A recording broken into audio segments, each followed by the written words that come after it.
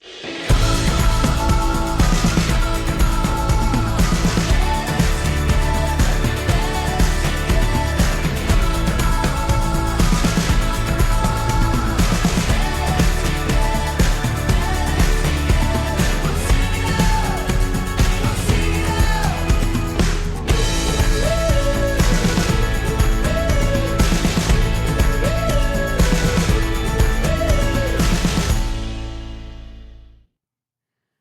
everybody. Welcome to Small Business Social, the podcast where we celebrate makers, dreamers, and doers building big things in their communities. I'm Kara Verikas. And I'm Steve Seymour. And we're here to shine a light on small business owners and experts who inspire us all.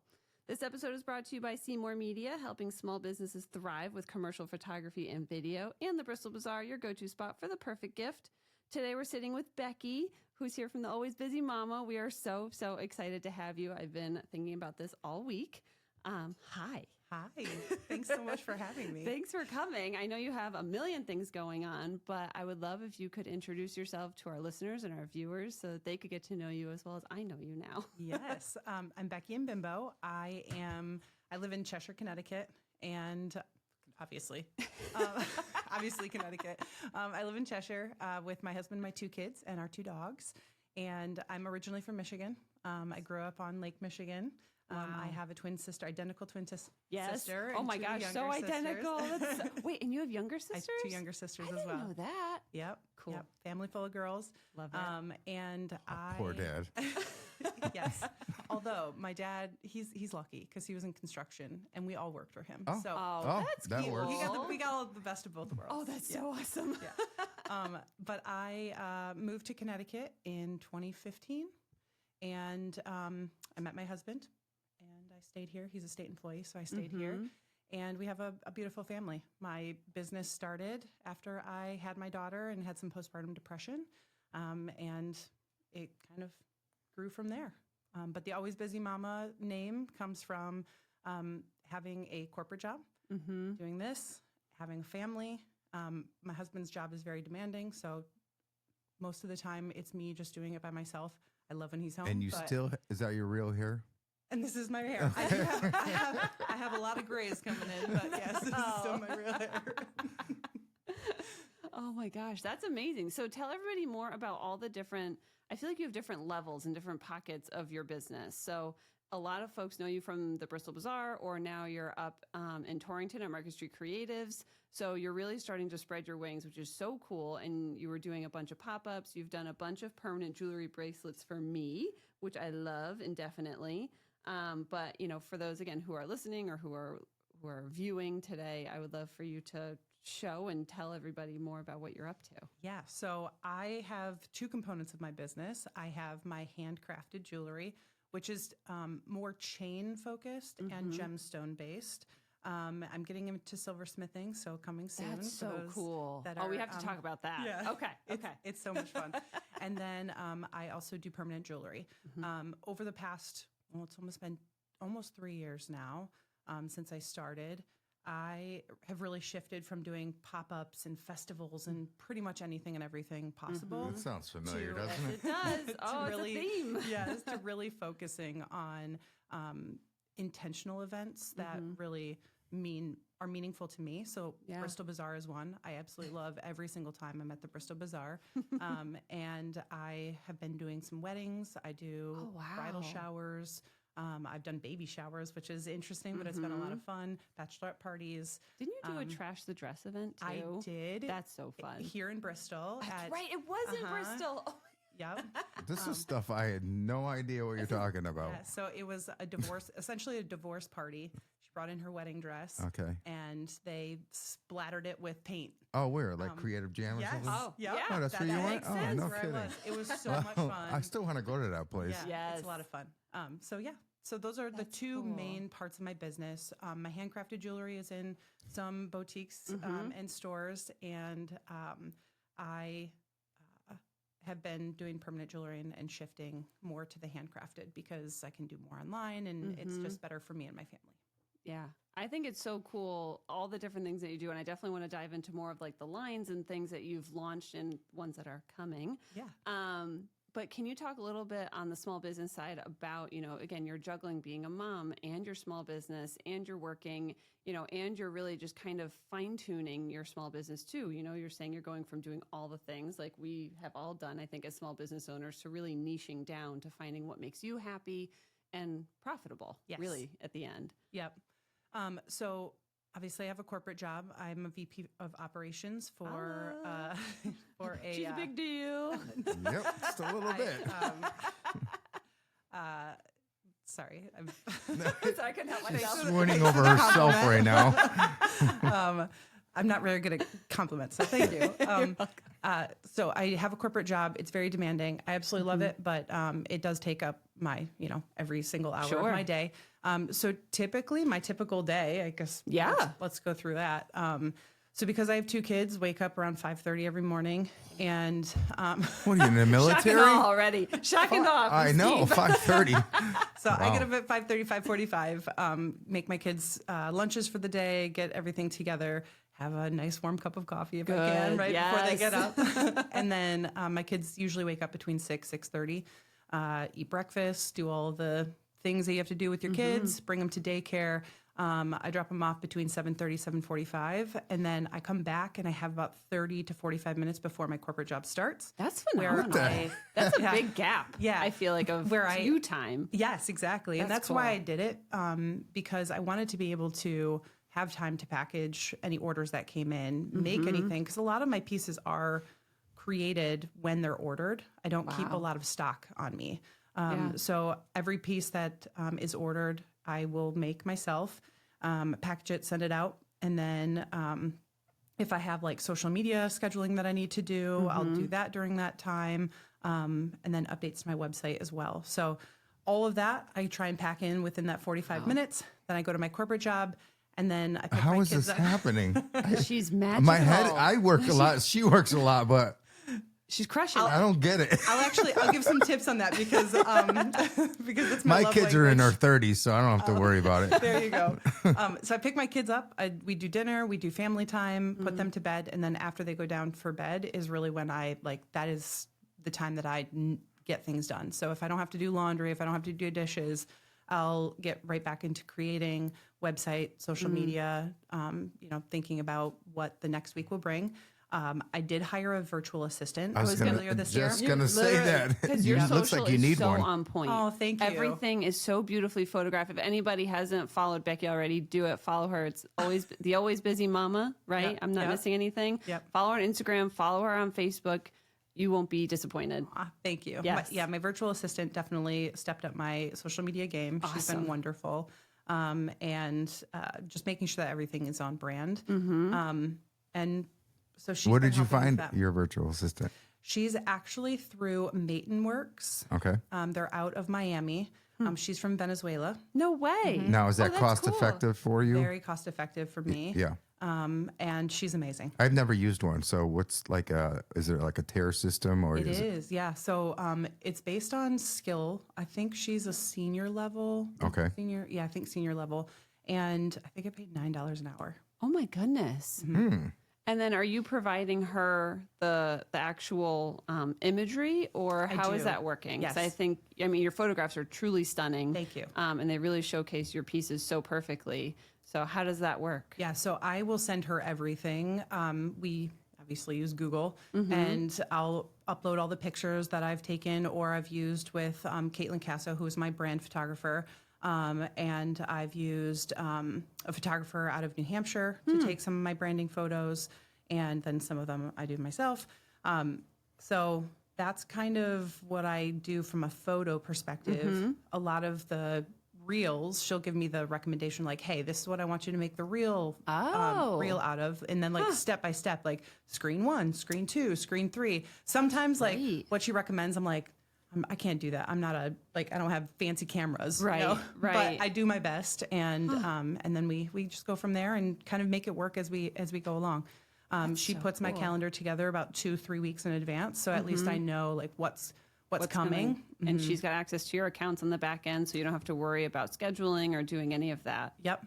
Wow. What a dream. I think I need one of those. Right? It's great. Right. Maybe we And should all get honestly- connected with your person. And I do have a code if anybody wants it. I can share it so we all benefit from it. That's great. But yeah, it's I use her 5 hours a week.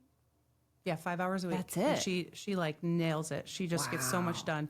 If I post a blog, she'll send me my Pinterest image to put in there so that I can post it to Pinterest. Yeah, she's great. Oh, wow. Something to think about. Yes. So I guess even for Steve and I, but for anyone who's I know, and you're the listening- master marketer too. Yeah, I'm like, how does that get me? That gets you so much It time does. back, It and really you still does. know that you're making an impact. How about stories and things like that? Is that something that you're still managing on your own? I am. Yeah, stories I manage on my own. I'll be honest, it's hit or miss with the stories. Yeah. It depends on how my day is. Sure.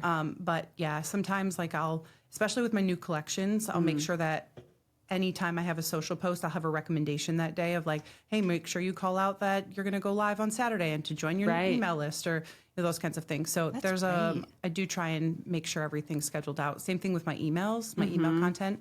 And then, yeah, so that's what my evenings are. That's And awesome. because of my virtual assistant, one thing, sorry, husband, for calling you out here, but he used to be like, why are you on your phone all the time? And I'm Right. like, well, it's my business. Like, I need to be. Well, throw it at him and say, here you go. Your You turn. do it. Take Now it's your turn. Here's what you got to do. You'll be my virtual assistant. Oh, my goodness. But I was like, you know what, you're right. I'm on my phone way too much. And that's truly why I got my virtual assistant, because I was Yeah. like, it gets me off social. Yes. Because you get in the doom scroll and then you're stuck. Yep. So Yep. You know, it's funny you bring that up. So Eric, for anyone who doesn't know, is my husband, business partner, all the things. Just deleted his personal Facebook and Instagram. I think it was last week or over the weekend. I think. Oh, at I some thought he point. defriended me. That's what I Oh thought. God, no. He was done because he was doom scrolling, and because he doesn't do the social for either of our businesses. He was like, "Why?" Yeah. And he was like, "Well, you could do that too." And I said, "Well, I can't because then I lose access to all of our business things." Contacts and stuff. Yeah. I would love to do that though. And again, the thought of having a virtual assistant in that type of capacity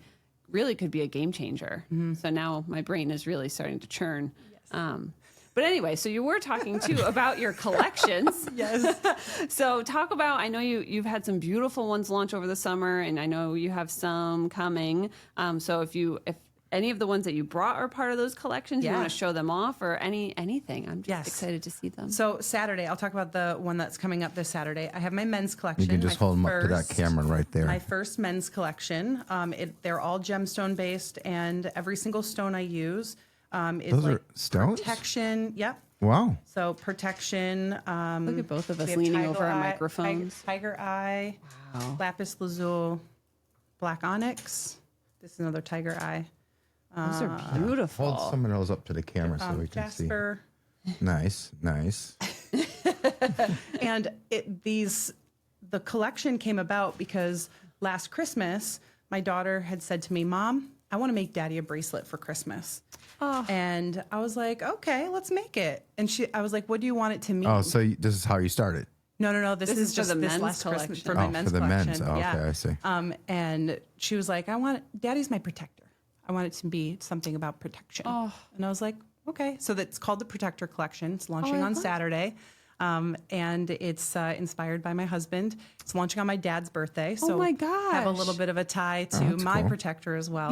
Yeah. So that's that collection. I launched a Always With You collection, which is a mom and mini collection. So you can Oh, that's choose the size of the bracelet I for a might mom get that for and my a mini. daughter and my granddaughter. Yeah. That's so and nice. I think I have 19 different options. Wow. And it's like going to kindergarten, which I have mine on for my daughter because she went to kindergarten this year. And then I have one for like 10 years What's old, that 5 years blue old. one? This is aquamarine. Yes, And I like this that. is, thank you. This is the first day. What's that made out of? This one is aquamarine. And then I have a That's the material. It's called aquamarine. aquamarine. What is it, like a rock or something? Or is Yeah, it? they're all gemstones. So this is amethyst. I never even heard of that. Amethyst and I'm serious. I never did. And I then love a that. mother of pearl, heart or star, depending on the meaning. Mm-hmm. And so yeah, that's my Always With You collection that launched 3 weeks All ago. right. So how did you get started? Like during a pandemic or? Great question. Yeah. So it was during the pandemic. My daughter, she turns 5 next Friday. My gosh, stop. Yep. So I can't believe it's been 5 years since the pandemic. But I had my daughter September 5th, 2020. Mm-hmm. And I had really, really, really bad postpartum depression. Mm-hmm. And it wasn't like I always wanted to be a mom. I'd miscarried. Like I knew that No, I was it meant to happens. be a mom. It right? happens to a lot of people, And actually. Yeah, more than like now that I talk about it, a lot of people are like, oh yeah, I had it too. I had it too. Right. But I knew something was wrong, and I went to the doctor, and they put me on antidepressants, and they recommended therapy. And obviously everything was virtual then, so Right. Right. I get on my computer and talk to my therapist. At least you can do it on your couch. Yeah. You know what I mean? While my daughter's sleeping that's and exactly attached right. to me. And she had recommended that I do something that brought me joy. And I started doing macrame. I was knitting. Were you always that type of person, or? I've always been a creative person. Okay. But the knitting and the macrame, like I played Division I volleyball, so like the movement of my wrist and like that motion, just I would be at the end of the night, I'd be like, oh my god, I'm just sore. Yeah. Yeah. Imagine. So I was thinking like, okay, what else can I do? What else can I do? And in high school, my mom and my sisters, we would all go to this bead store downtown in our hometown, Grand Haven, Michigan. And we would get beads and we'd bring them home and we'd just make bracelets. And it wasn't anything cool. like we would never do anything with them. It was Right. just something fun to do. Exactly, And I was like, yep. well, maybe I'll make some jewelry. And actually, crazy, this box right here was some of the first pieces I purchased. Oh. Oh, cool. I never did anything with them. Oh my So it might be something gosh. that I give my family for Well, Christmas no, wait this a year. hold on a second. If you hold on to those bad boys I know. and you like become really big, that can be like OG. yeah, the okay, OG so collection. I don't know if anybody's and you gonna could, want and there a could be like a Michigan shop. 400% or 1,000% markup on those. So anyway, those were some of the pieces. I think I got these from like Hobby Lobby or something, but it was that's just like, cool. okay, what can I do? And I started making gifts for family and friends. Okay. And then it was, I can't remember the month or the day, but I had a friend who reached out to me. I was like, hey, can you make me some bracelets for the teachers, my kids' teachers, because all the things that they've been doing during the pandemic, I really want to give them something. And I was like, okay, like, would you want it to mean something? And that's how I got into like the gemstone meaning. And I'm not a woo That's person. impressive. Like I'm really, I could care less. And I don't have every single gemstone memorized of like what it means. And Yeah, Right, symbolization. exactly. Right. But But it's interesting that you put your own twist on it. Anyone could just make a bracelet. Yours have meaning. Yes. You know what I mean? So Yep. And that's truly why I feel like I differentiate, is because I want my jewelry to have meaning for moms. Right. And then also durability. So Sure. and now dads. and now dads. Yeah. Yes. Or men in general. You don't have to be a dad. But I didn't mean to cut your customer base right in half. yeah, but so that's how I got started. And then when my daughter was 2.5, she said, Mom, I want to make some jewelry with you. And I was like, okay. Like I didn't think she was going to be able to string That's a free bead on labor, a- baby. But she was able to do it. She has really good hand-eye coordination, and she started making Wow. bracelets. And so I was like, okay. So she would pick out the stone, and then I would tie them for her, and we started selling them. And people were like, oh my gosh, your 2-year-old's making these? I was like, yep. Wow. And then you meet her and you're like, oh my gosh, yes, I support her. She is a firecracker. Love her every single So time. do we see a baby collection coming? There's not going to be a baby collection Never? because I worry about the choking hazard. Well, not a baby, but you know. Like a kid collection. Yeah. So I do have these for kids, and I have a safety message on, because I'm like, please don't put them near their mouth. yeah, I know, Yeah. right? So there's that. I do want to call out this collection. Yes, please. I like that This one. is just one piece from my Shoreline Stories collection that launched in June. This is actually a collection that I made with my twin sister. Oh, you have a twin? I have an identical twin sister. And if you see these beads right here, they're polymer clay, but they are mixed with the sand from my hometown beach. That's so cool. So she How do you mix them? So she took the clay, mixed the sand in, Oh, I and then see. like Okay. rolled shaped them into beads, and then re-rolled it in the sand. Cool. And then I selected all the stones based on like the colors of the water, and Sure. and there's more aquamarine and pearls and all that. So anyway, this is a collection I made with my twin sister. We had been talking about it for about a year. And I was like, I want to make something with you. Like, let's figure out what we want to do. So anyway, this is just a necklace from the collection. I love it. And I have a matching bracelet and a bunch of other pieces. But that is that collection. These are 3 bracelets my daughter made that I Nice. brought in. So cool. I do like those. Those are Yeah. beautiful, actually. She does so, like, she'll just pick whatever and then make them. Maybe she can deal them in school. Yeah. She could be a bracelet Kindergarten. dealer. Bracelet dealer. Open up her coat. locker and all of a sudden her coat. Yeah. Which one do you want? Pick one. Especially around Christmas time. There you go. It's always thinking, man. It's marketing right there. So true. Kids and dogs, you know. It's very true. That's so cool. So I'm glad that you brought those in because I think, again, a lot of people that are going to watch in that it's a visual, tactile thing. And I've also seen you've done rings, which I also have had my eye on. So as soon as I have access to those bad boys, I cannot wait.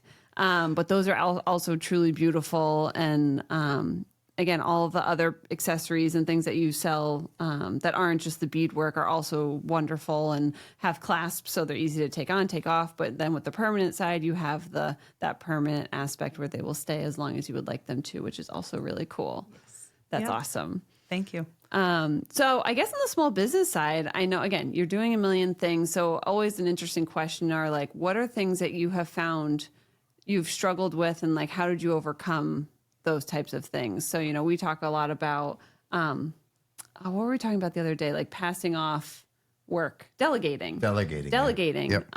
As a small business owner is super hard. So I think you've already taken leaps and bounds by having an assistant, even though she's virtual, it sounds like she's a big help. Yeah. But is there anything in particular you could think of, throughout your journey so far that you were like, wow, that was really hard, but I conquered it and this is what I did? Yeah. So there's been challenges, but I do have to say, like, I found a business consultant early on who also makes jewelry.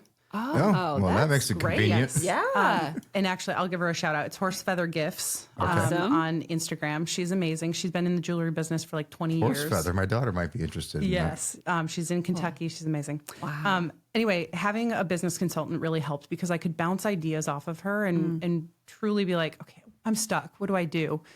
So finding somebody that you can, whether it's a career coach or a business partner or even just other small business owners. Like that's why I love the Bristol Bazaar and your maker meetups, because you could talk about that kind of stuff. Yeah. I mean, I met Wentwick's Candles. They're wonderful. And they make my branded candles for That's me. right. So, just being able to meet with other makers is huge. But that's one thing, like being able to bounce ideas off of people was something that I really struggled with early on. Like, what do I use for a website? Should I use Shopify? Should I use something else? What does a good website look like? And luckily for me, I come from a marketing world. So I have the ability to ask people that I work with, like, hey, does this look good? Or how do I do SEO? Or, those kinds of things.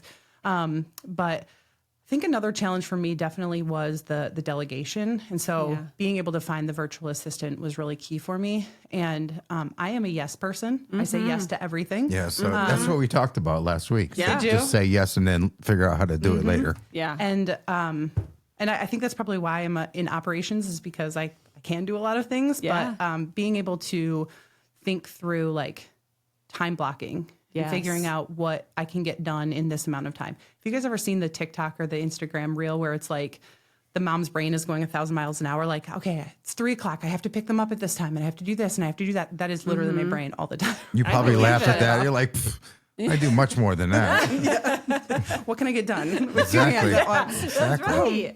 So there's a lot of things that I've overcome, probably some that I'm like overthinking and I just don't remember. But being a small business owner is no easy feat, but it's very rewarding.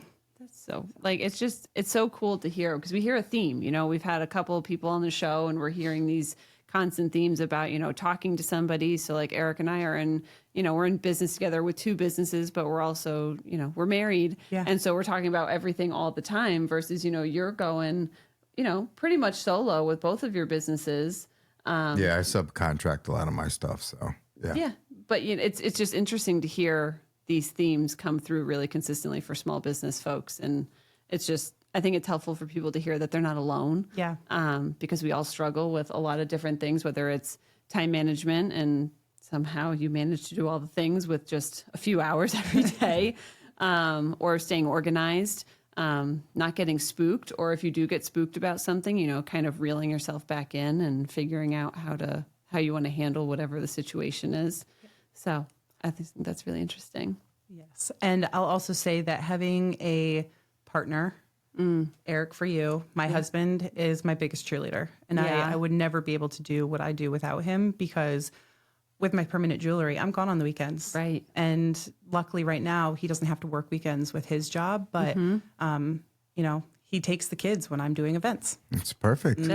That's Perfect. wonderful. To have someone who supports you so much, again, doing all the things is a game changer. Yeah, it's huge. Yeah. I mean, not only just to bounce ideas off of, but also to have someone who is like literally taking weight off your shoulders so that you can do things that bring you happiness. Yeah. I think that's so wonderful. I love that. All right. If there's anything that you can, advice wise, tell someone to help them out, what would you say? You don't have to be perfect. As a perfectionist, I always wanted everything to be like, oh my gosh, my website can't have an ounce of, you know, Right. something undone, or I have to have every single page complete. And I've found that even in my full-time job, if you have a most viable MVP, most viable product, like just get it out there, see what people think, do your data analysis, figure out what's working, and then, you know, make optimizations. So basically, don't overthink anything. overthink More experiment what's working, what's not working. Yes, you do not need to be perfect. Nothing needs to Yeah, be because perfect. that can slow you down a lot. It could stop someone too completely. Yeah, that's what I had a problem with big time. But now I'm just like laid back. I'm like, whatever. If it doesn't happen, it doesn't happen. Something else will happen. You know what I mean? So yeah, I'm bald. I had a full afro about 10 years ago. But that's what you have to do, is you have to get out of your own way, basically. That's what, I'm sure you can understand that. Yeah. Yeah, I think failing forward is something that's huge for entrepreneurs. I'm not saying everything you do that means you're going to fail, but there are so many things, even with the Bazaar and Dusty Dude, where we have tried something, we've tried it, 2-3 times, it's not taking. All right, put it in the back, but you don't know until you try. And so sometimes you just knock it out of the park, and then sometimes you're like, wow, that was pretty rough. You're like, all right, so, but you know what? You tried it and it wasn't perfect, and that's totally okay, because if not, you're going to have the what ifs. And I don't think any entrepreneur really wants to live like that. I agree. If you don't fail, you won't learn. Yeah, totally agreed. Yeah, it's a good T-shirt. Yeah. Or what was it? The one you said, failing forward? Yeah, failing forward. Yeah, there you go. There's a T-shirt right there. Let's make one up, seriously, and start selling them. Always thinking business. All right, well, we're wrapping things up. I let people know where they can find you, maybe whether it's in store, online, all the things before we wrap up, because I feel like it's important that people be able to see your collections, whether it be online or in person. All right. So Instagram, Facebook is the Always Busy Mama. On the intraweb, it's www.thealwaysbusymama.com. I'm in store at the Bristol Bazaar, Market Street Creatives in Torrington, and the Polished Boutique in Cheshire, Connecticut. Wow, that's a lot of spots. Yes. I told you she's crushing it. You need an employee? Someday I will. Yeah. I just want to be told what to do and then go home. That's it, you know what I mean? So. Same. All right, guys. Well, thank you so much for tuning in to Small Business Social. A huge thank you again to you for being here, for taking time out of your busy schedule for us here at the podcast. So thank you. And thanks to our sponsors, the Bristol Bazaar and Seymour Media, for supporting us on the show. If you loved today's episode, be sure to subscribe and follow us on Instagram and Facebook. We've got more amazing small business owners and experts coming your way. Until next time, keep supporting small and spreading big ideas. See you later. Bye.